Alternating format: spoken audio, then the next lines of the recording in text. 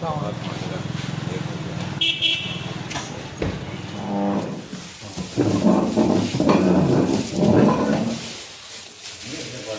बहुत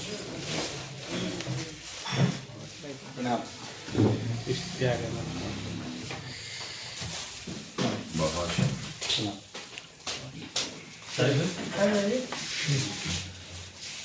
अरे आपका परिवार है यहाँ पे? अब सवाल ये नहीं है कि मुसलमान मर रहा है या कोई मुसलमान को मार रहा है। सवाल यहाँ ये है कि इंसान जी रहा है कि नहीं और इंसान जीने देना चाहता है कि नहीं। यहाँ बकाए इंसानियत की बात है, वक़ार इंसानियत की बात है, बशरियत की प्रतिष्ठा की बात है। देखें, आप मजहबों के एंगल से देखेंगे तो रशिया में क्रिश्चियन रहते हैं और रशिया और जो रशिया की जंग हो रही है, क्या नाम है उस मुल्क का, यूक्रेन, उसमें भी क्रिश्चियन है। तो यहाँ क्रिश्चियन को मार रहा है। इसके अलावा जो जंगें हैं उनको अगर आप बहुत नजदीक से देखें तो मुसलमान को मार रहा है। और भी इंटरनल जंगों को देखें तो आपको लगेगा कि गोरा गोरे को मार रहा है, काला काले को मार रहा है, मगर इंसान को नहीं मारता। तो अगर आपको जंग खत्म करना है तो आपको इंसानियत बढ़ानी होगी। अब देखिए, मैं समझता हूं कि अगर बड़े मुल्क हैं और उनकी टेक्नोलॉजी ऐसी है कि मैं सांसें अपने घर में ले रहा हूं और मुझे 9000 किलोमीटर दूरी पर सुना जा सकता है, तो फिर 900 किलोमीटर दूरी पे एक इंसान की चीखने की आवाज क्यों नहीं आ रही है? इसका मतलब है कि लोग सो कॉल्ड मजहब को जिलाने का दावा करते हैं और उनके अंदर की इंसानियत खोखली हो चुकी है। रोशनी दो किस्म की है, एक वो जो आपके अंदर है और एक वो जो आपके बाहर है। आपके बाहर की रोशनी से आप ठोकर से बच सकते हैं, लेकिन आपके अंदर की रोशनी से आप कौम को ठोकर से बचा सकते हैं। मुझे लगता है हमें अंदर की रोशनी की जरूरत है। रहा सवाल, मुझे आश्चर्य है कि कोई अपने आप को इंसाफर कहे और उसे 20,000 लोगों की मौत ना दिखाई दे। मुझे आश्चर्य है कि कोई अपने आप को न्यायाधीश समझे और उसे चीखें ना सुनाई दें। मुझे आश्चर्य है उन लोगों पर जो मुल्कों को नजरियों के निगाह से देखते हैं, इंसानियत की निगाह से नहीं देखते।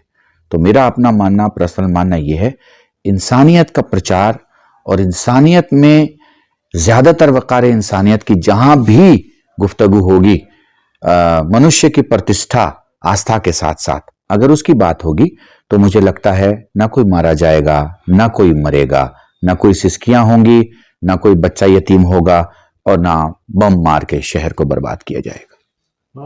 आज भारत का मुसलमान जो है सियासी अछूत बन गया है। ऐसे में मुसलमानों का जो सियासी भविष्य आप कहाँ देखते हैं? देखिए, बहुत अच्छा और प्यारा सवाल। देखिए, मैं शिराज हिंद में गुफ्तगू कर रहा हूं और यहाँ की खूबसूरती यही है। खूबसूरती यह है कि इस वक्त मेरे पास जो ये इतने सारे कैमरे हैं और इतने सारी कैमरे की आंखें हैं, मुझे लगता है इसमें एक सुन्नी है, एक शिया है, एक हिंदू है, एक किसी और कौम से है, ये सब मिलके हैं, सबके सवाल एक हैं। देखिए, सबसे पहले भाई मैं आपसे अर्ज करूं, हमें अपनी सहाफत में इतना दिल बड़ा करना होगा कि हिंदू सवाल करे मुसलमान कमियों के बारे में और मुसलमान सवाल करे एक हिंदू मजलूम के बारे में। तब हम एक स्वच्छ और स्वस्थ देश और नेशन की उम्मीद और कल्पना कर सकते हैं। मगर आपने एक सवाल किया है, तो मैं पर्सनली ये फील करता हूं कि किसी ने मुसलमान को सियासी अछूत नहीं बनाया। मुसलमानों की अपनी गलतियां हैं।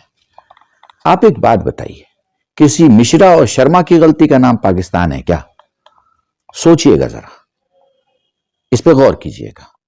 ठीक है, किसी RSS, although I am not supporting any organisation और I am not behind of any organisation, मैं आपको ये बताना चाहता हूं, हमारी मुसलमानों से पॉलिटिकल गलतियां इसलिए हो जाती हैं क्योंकि हमने सियासत में हमेशा ताबेदारी की, रहबरी की नहीं, तो हमारे पास सियासत रही नहीं। जब कभी सियासत हमारे पास आई तो हमने मसलहत की सियासत की, बिंदास सियासत नहीं की। आप मुझे 100 मुस्लिम पॉलिटिशियंस के नाम बताएंगे, कोई बिंदास सियासत करने वाला नहीं है। सब मसलहत की सियासत करते हैं। मुसलमानों को मसलहत की सियासत से बाहर आना पड़ेगा। मैं आपको एक एग्जाम्पल देता हूं। एक बात बताइए आप, जंग बराबर बराबर की होती है, तो अगर 50% मुस्लिम वोट है और 50% मान लीजिए नॉन मुस्लिम वोट है, यहां खासतौर से मैं हिंदू शब्द का इस्तेमाल इसलिए नहीं कर रहा हूं क्योंकि बहुत सारी प्रजातियां हमारे कौम में ऐसी हैं हिंदुस्तान में जो खुद को हिंदू नहीं मानती। मसलन जैन हैं, दलित हैं, बुद्धिस्ट हैं, माइनॉरिटी की बहुत सारी कौम है, माइनॉरिटी में सिर्फ मुसलमान नहीं है। मगर आप ये देखिए कि हमारी वोट शेयर इतना है नहीं, और दूसरे हमने किसी भी दूसरी कौम के साथ मुताबिकत नहीं की, उनके साथ एसोसिएशन नहीं किया। अगर हमारी एसोसिएशन प्रॉपर हो जिसके सबब हमारे कम वोट को उस दूसरे वोट के साथ मिला के ज्यादा समझा जाए, तो हमें कोई किनारे नहीं कर सकता। मैं आपको एक एग्जाम्पल ऐसा देना चाहता हूं जो हमारी जवान नस्ल तक पहुंचे। इंडिया से चाइना आयरन और सप्लाई होता है। मुझे नहीं पता आप लोग किस अंदाज से इसे लिखेंगे, मगर अगर आपने इसे वैसे ही लिखा जैसे मैं चाह रहा हूं और बोल रहा हूं तो यकीनन मैसेज कन्वे होगा। चाइना का शिप आता है 50,000 टन माल लेने के लिए, आयरन और लेने के लिए, उसे वो गलाते हैं, उससे वो स्टील बनाते हैं। ठीक है, कभी कभी क्या होता है कि किसी बिजनेसमैन के पास 50,000 माल नहीं होता, उसके पास 45,000 माल होता है, और कुछ ऐसे लोग होते हैं जिनके पास 5,000 माल होता है। तो कहानी यह बनती है कि जब 45,000 लेके वैसल खड़ा रहता है, दूसरे 5,000 का इंतजार करता है, तो जिसके पास 5,000 पोर्ट पे पड़ा हुआ है वो अपने 5,000 की कीमत बहुत सही से वसूल करता है। आप समझ रहे हैं? यानी कम होना ऐब नहीं है, मगर उस कम को सही जगह इस्तेमाल करना यह सिफत हमारे अंदर नहीं है। यह हुनर अगर हमारे अंदर आ जाए तो हमारी इज्जत होगी। और देखें, इज्जत वोट की होती है, इज्जत दिमाग की होती है। मगर हमारे पास वोट है, वो घर में बैठा रहता है, और हमारे पास दिमाग है, वो लड़ाने में इस्तेमाल होता है, जोड़ने में इस्तेमाल नहीं होता। तो मुझे लगता है हमें रियल पॉलिटिशियन होना पड़ेगा, हमें पॉलिटिक्स के कोर्सेज करने पड़ेंगे। आप देखिए MIT में पॉलिटिक्स पे पूरा कोर्स है, वो बच्चों को पॉलिटिक्स सिखाते हैं। तो मुझे ऐसा लगता है कि हमें अपने वोट की वैल्यू को समझना होगा कि वोट एक बीज के दाने की तरह है जिसमें हजारों पेड़ छुपे हुए हैं, हजारों शाखें और हजारों फल, हजारों मुसाफिरों का साया और हजारों लोगों की जिंदगी और उनके जिंदगी का सामान है।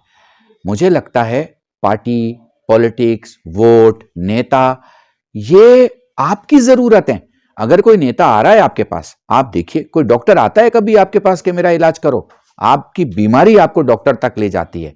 तो आप जब डॉक्टर तक जाएं तो ऐसा डॉक्टर चुने जो आपके कैंसर के इलाज को क्रोसिन से ठीक ना करना चाहता हो, उसको आता हो इलाज करना। मुझे लगता है मालूमात की ज़रूरत है ताकि हम इस हालात से बाहर निकल सकें। और हिम्मत हारने की तो हुजूर ज़रूरत नहीं है। मैंने एक बहुत बड़े मजमे में कहा था कि मुसलमान अगर किसी नेता के पास किसी जलसे में और किसी भीड़ में जाता है तो खुदा की कसम जान बचाने नहीं, हिंदुस्तान बचाने जाता है।